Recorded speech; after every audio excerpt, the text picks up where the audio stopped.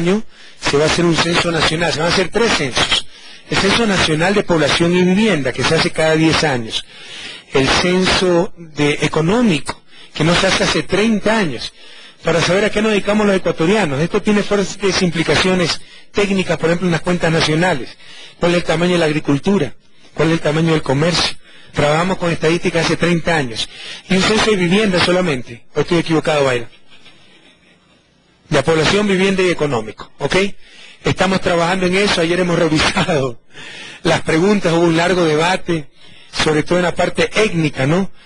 Si el llenar esa pregunta debe ser en base a percepción, ¿verdad?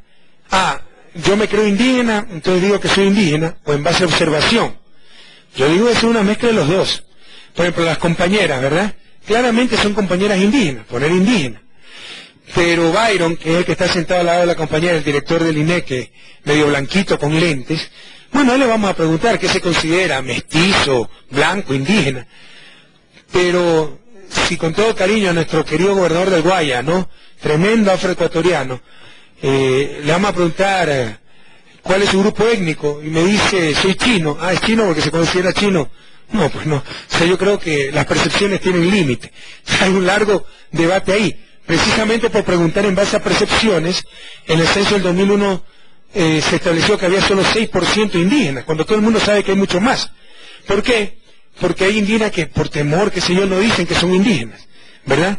Entonces hay un largo debate que no lo logramos definir totalmente. Bueno, se llegó a una conclusión, que se llene esa pregunta por percepción y por observación, ¿verdad? O sea, me preguntan a mí a qué grupo étnico pertenezco. Como yo soy indigenista, digo indígena y me ponen indígena. No, estamos tergiversando la información, si se dan cuenta, ¿verdad? Viene el afrodescendiente más claro, como Roberto Cuero, ponemos el ejemplo, y dice, no, yo soy blanco, y le ponemos blanco porque su percepción es blanca. No, estamos engañando. Entonces, no, es que esa es la percepción, eso tiene límite. Entonces, por ahí hay una discusión, ¿verdad? Pero estamos trabajando en preparar ese censo, hay algunas cosas importantes, por ejemplo, uno de los censos más baratos de la región, pero dejemos que Byron Villasís, director del INEC, nos explique rapidito, Byron, las principales características de ese censo. Ahí hay una pantalla de PowerPoint con la que te puedes guiar, ¿no? Muchísimas gracias, señor presidente. En primer lugar, resaltar el cambio institucional de la decisión política de invertir en información. Como bien se ha demostrado, este gobierno se ha caracterizado por tomar decisiones en base a información. Desafortunadamente, el país dejó de invertir información por décadas, mientras países como México invierten en censos económicos cada 5 años, Ecuador lo vuelve a hacer a los 30 años. Creo que es demasiado fácil darnos cuenta que el Ecuador ha cambiado mucho en los 30 años y no se hacen censos económicos en esa época. Sí se han hecho censos de población, sin embargo, también hay cosas que han cambiado en ese sentido. Como todos recordamos, los censos de población sirven para actualizar la cantidad de ecuatorianos que existen en el país, cómo están sus características de las viviendas, cómo están sus temas de educación, de salud, etcétera.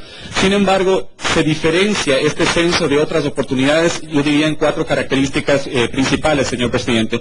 En primer lugar, la eficiencia. Este es el segundo censo más barato en términos de costo per cápita a nivel latinoamericano. Hemos reducido también los costos en muchas compras a través del Instituto de Compras Públicas y obviamente hemos logrado una eficiencia en términos de distribución de viáticos, de personales y de especialización en equipo interno. En segundo lugar, la calidad. No va a haber digitación manual, no va a haber errores humanos, se van a utilizar escáneres. Eso va a facilitar no solo que existan resultados más rápidos, sino que no existan errores humanos, por lo tanto se mejora la calidad. En tercer lugar, la rapidez. Muchos recordarán que el censo del 2001 entregó la información 4 años más tarde. Recién en el 2004 nos enteramos de la totalidad de la información que se censó en el 2001. El censo del 2010 va a entregar sus resultados a los 6 meses de levantada la información. Y quizás lo más importante que resaltar, señor presidente, es el tema de la soberanía, inclusive en lo que usted acaba de mencionar, la capacidad de discutir las preguntas entre nosotros. Muchos compañeros indígenas recordarán que en el 2001 quienes tenían que decidir sobre las preguntas que se incluían eran organismos internacionales. Ahora este censo ha pasado por un proceso largo de discusión, de pruebas técnicas, de pruebas pilotos, de censos experimentales, en los cuales somos los ecuatorianos los que decidimos qué preguntas tenemos que consultarnos. Y obviamente estamos en el proceso de discusión de las preguntas en las cuales obviamente hay que hacer algún tipo de identificación identificación de las mejores opciones. Lo que pedimos encarecidamente es el apoyo a la población. El 28 de noviembre de este año se va a censar a la población. Vamos a pedirles que por favor nos ayuden con la inmovilización.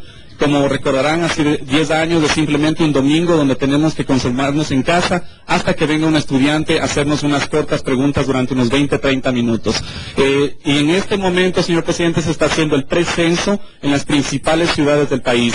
Necesitamos apoyo para eso porque a través del precenso calculamos cuántos estudiantes tenemos que enviar el día del censo. Entonces, básicamente se trata de eso y obviamente seguir discutiendo las preguntas. Recuerden, 28 de noviembre...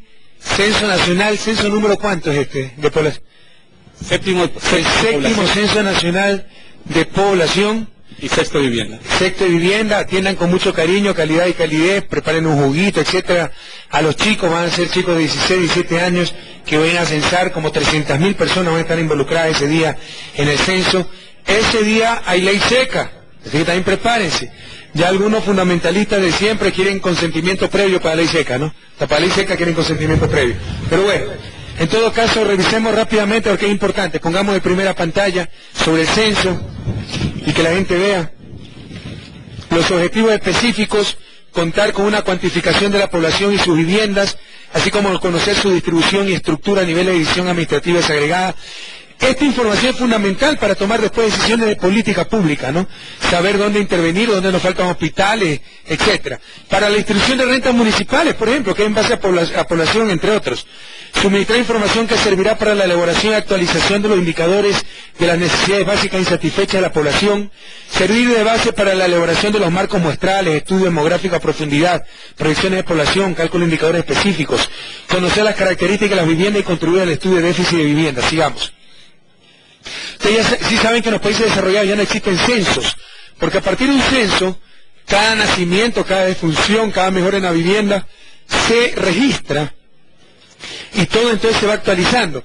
Como todavía no hemos llegado a esos niveles de información, tenemos que hacer censo cada 10 años, pero la idea es que en los próximos 10 años ya podamos lograr ese nivel. Todo sea informatizado, actualizado permanentemente y no necesitemos censos. Sigamos, a la siguiente pantalla rapidito. Bueno, ahí ustedes ven...